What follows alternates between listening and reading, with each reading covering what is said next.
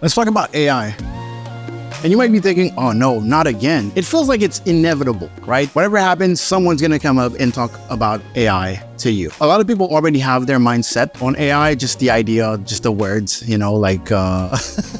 they think it's scary. And you know what? They are right. They are absolutely right. AI is scary. And the speed at which it's growing right now is scarier. We've seen a lot of movies that warned us about, we've seen a lot of real people warn us about AI and all that stuff. And I don't know, maybe we thought that we weren't gonna be around when it happens, but it's happening right now. But this is the general feeling about AI, and that's not what I wanna talk about. You know, I'm a content creator who happens to make content for content creators. So we're going to be talking about the content creation aspect, or just the creation aspect of AI, right? In this video, basically, I want to talk about the tools that I've seen, the tools that I've heard about, some of the tools that I tried, and how that can really impact, or can it really impact your workflow as a content creator, as a proper content creator. I've been a content creator for the past 5 years. Since I make content for the same people, I am surrounded by content creators, and I have basically my experience to speak of, but also everyone around me. So if you think this is one of those videos that's going to be like, oh my God, you need AI, you need this, use my affiliate link. No, it is not one of those videos at all. Actually, I'm not necessarily going to be very positive about the AI tools that I'm going to talk about. But before we jump in, there is something that I need to tell you about. Yes, it is a sponsor, but wait, before you skip.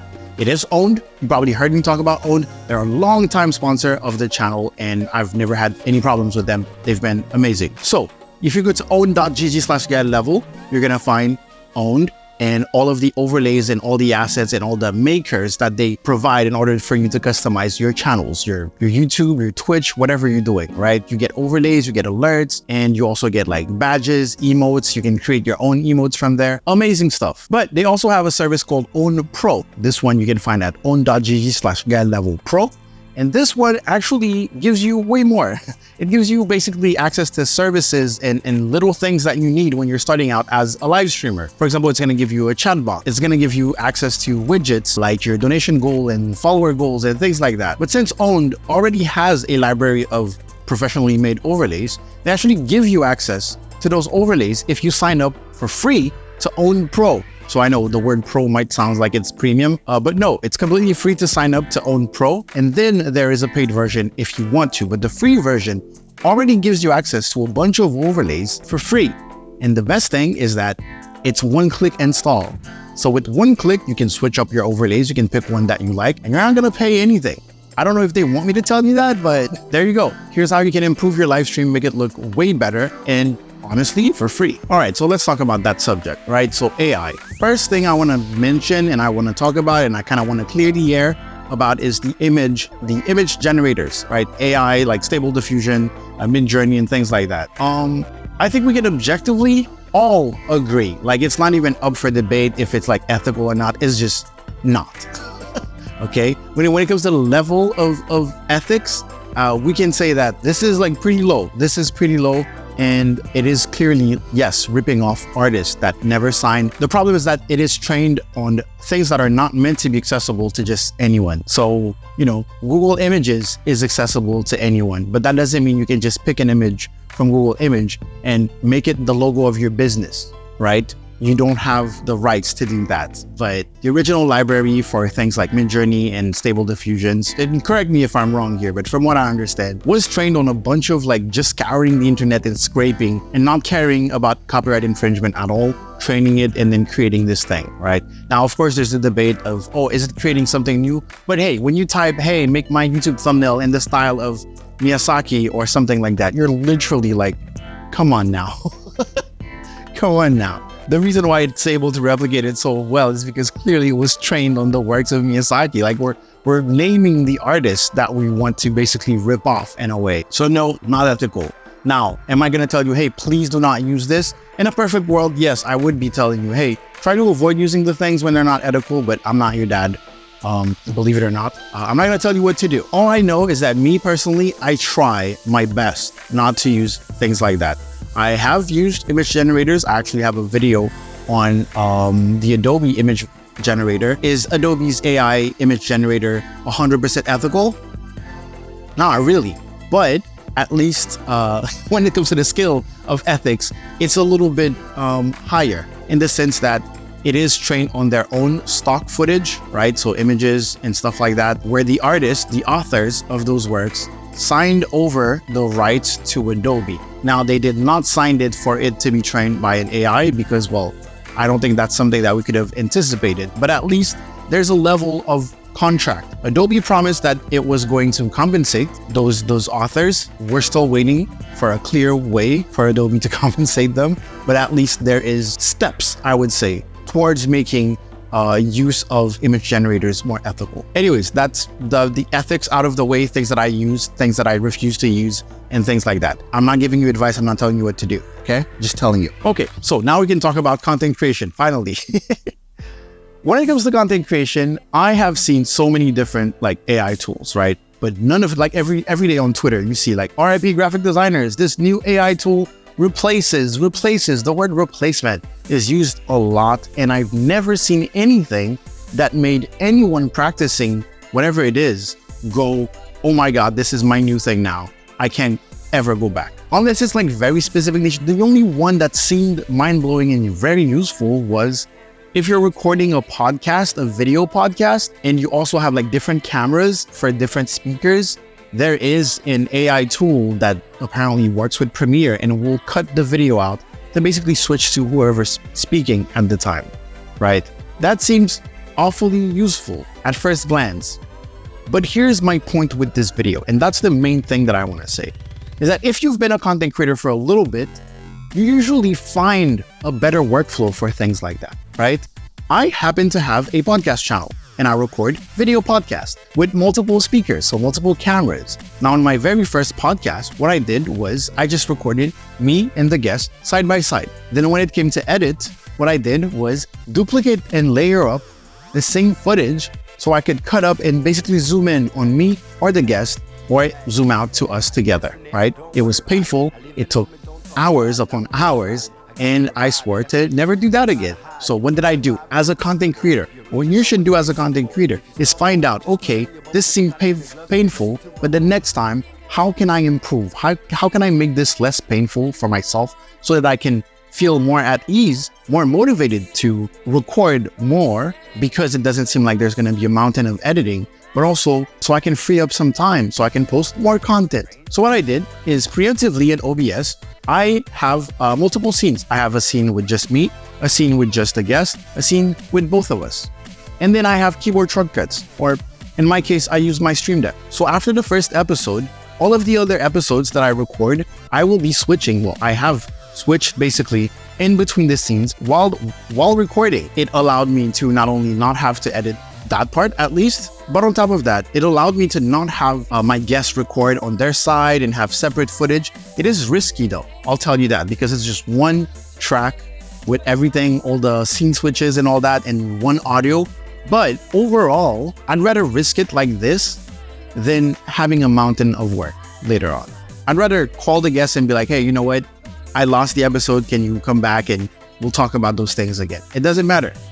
To me, this is not advice. I'm not telling you to do those things, but understand that the message I'm trying to convey is that after a certain point, if you are a content creator, you will find a way to better your workflow. Now, maybe there is some AI tools that does something that you never thought of, and then now you implement it. But most of the time, those come in the form of like services, like extra services that you have to pay monthly, and that you have to like post-process whatever you come up with. So I have a hard time feeling that, oh, this is gonna save me a lot of time. Adobe, for example, has this podcasting. It's amazing. It is mind-blowing. Just like every AI tool that we see on Twitter, right? Top 8 like AI tools that came up like this weekend or whatever.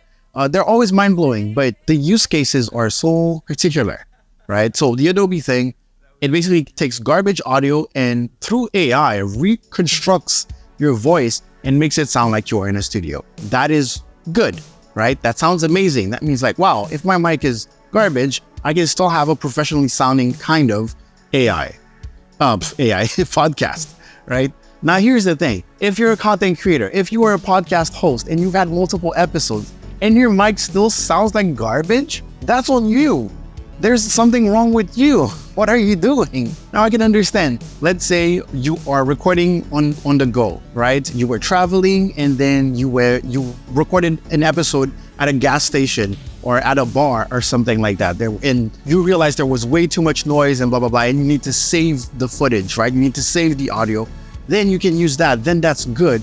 But that doesn't seem like that's not part of your workflow at all. That's just one thing that you use like one time. But overall, you still want to learn about audio in order to record properly and have the proper gear. And there has been like so much advancement when it comes to audio tech that, you don't have to spend millions of dollars. You don't have to spend thousands of dollars in order to get to sound like decent, right? We talked about image generators, thumbnails, for example. I've seen use cases for thumbnails where it was like, I can tell that for the YouTuber, it was very useful and that they're never gonna go back. When you want to know what type of content it was top 10 courtroom moments, the wildest courtroom moments, the most violent courtroom moments, things like that, right? So they come up with a fake image where it's creating this fake situation where you think there's gonna be some sort of violence, but of course it never happens in the video. So it's deceitful. So you're using something unethical to practice deceit.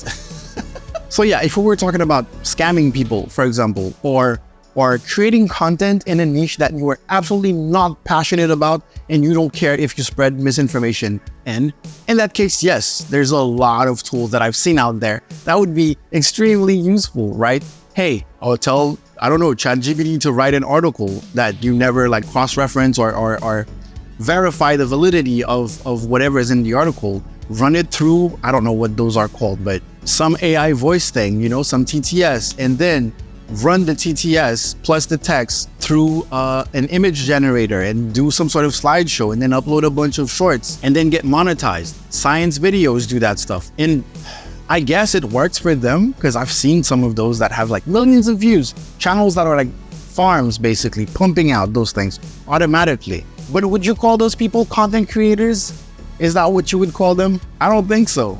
I don't put those people in the category of content creators. On top of everything, spreading misinformation with science videos and things like that. It sucks. It's icky, right? I don't want to be the morale police or anything like that, but most of the tools that I've seen are always about like not being passionate about something and still being able to profit off of it. It's get rich quick schemes, basically, using those amazing AI. And to me, that is the scariest thing because everything will be flooded, right? Every domain, every niche is going to be flooded with those things. And at the end of the day, it's entertainment. So as long as you can keep a bunch of eyeballs on it, you're going to get rewarded for it. So hopefully, I know that like YouTube said that they were kind of working on not rewarding channels like that too much. I know that Instagram, for example, if you were to make like a meme account, they're trying to not reward just making, content aggregators as much as actual creators that produce original content. And this is also like not something that I'm not 100%, I'm not the kind of guy who's gonna be like, oh, lazy content versus good content and you're a real artist or anything like that. Not really. I'm just saying that as a content creator, if you want this career and if you're passionate about making content, I don't know there's all of those RIP graphic designers, RIP video editors, all those tools, I haven't seen a single one that actually could fit into a workflow of living this life, that could actually help you with your career. I haven't seen it. I could be completely wrong. And that's why I want you guys to tell me in the comments. Have you seen a tool that you feel like would be useful for a proper content creator? Not someone who's gonna do one-off video or one use case or something like that. Like something that will actually help, because I'm a content creator. I edit videos every single day. I record videos every single day. I have a workflow for so many different types of content, and I don't use any services, really. And and not to sound hypocritical, because I have made videos about AI in the past. I made a video about Uncanny.gg. It's like an AI service that would watch your stream basically, and whatever happens in your stream, it detects it, depending on a specific game. For example, you get like a victory royale in Fortnite, it's going to trigger a specific alert. It kind of automates visual alerts. It can do visual playbacks if you get like a couple frags and things like that. And yes, for live streamers, that's amazing. You should be using that. But as a YouTuber, as a TikToker, as a Instagram reeler, a YouTube shorter, I don't know. It's always, hey, generate this thing and be completely disconnected from it. If you're not passionate about a subject, if you don't want anything to do with that thing, but you like money, and you don't care about what you're spreading out there, here are 10 tools to do that. And that's what I keep saying. I'm sure I had more thoughts about it, but right now, I just want to stop rambling about it. If you have a different opinion, or if you have any tools that you feel like would be very useful, let me know. Things like auto captioning in Adobe Premiere is amazing. It helps a lot. Back in the day in YouTube itself didn't have auto captioning. So we had to manually type every single word in the video or else there just wouldn't be any captions. Now it takes me something like 1 minute to caption like long videos. And that is something that I use every single time. Anyways, follow me on Twitch. I haven't streamed in a while, but follow me on Twitch. Still do it. And let me know what you think in the comments, okay? I will see you next time. Go out there, make me proud. Yeah, level out.